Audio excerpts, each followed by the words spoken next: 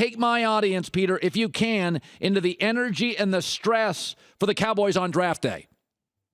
Well, Colin, it was really a fascinating weekend for the Cowboys because they started, they were all in on Ezekiel Elliott at number 4.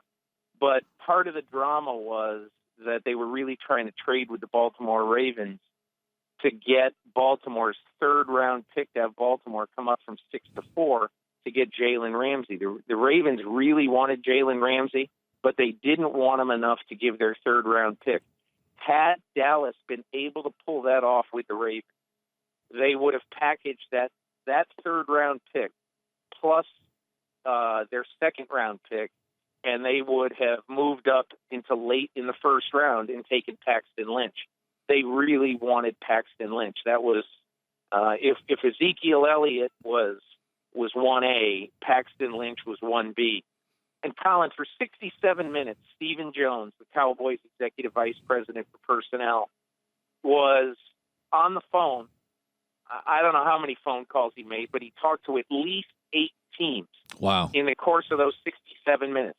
He talked to the Seattle Seahawks general manager, John Schneider, at least 3 times. And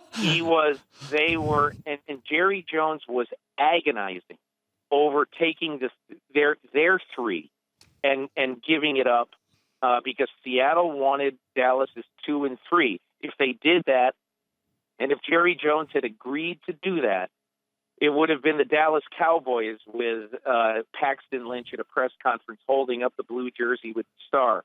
As it was, it's Paxton Lynch holding up the orange jersey in Denver standing next to John Elway. But it was all over the fact that Dallas offered a 2 and a 4, and Seattle said, give us your 2 and a 3, it's done. And so you think after all this that people are, they just move on, they shrug their shoulders and they move on.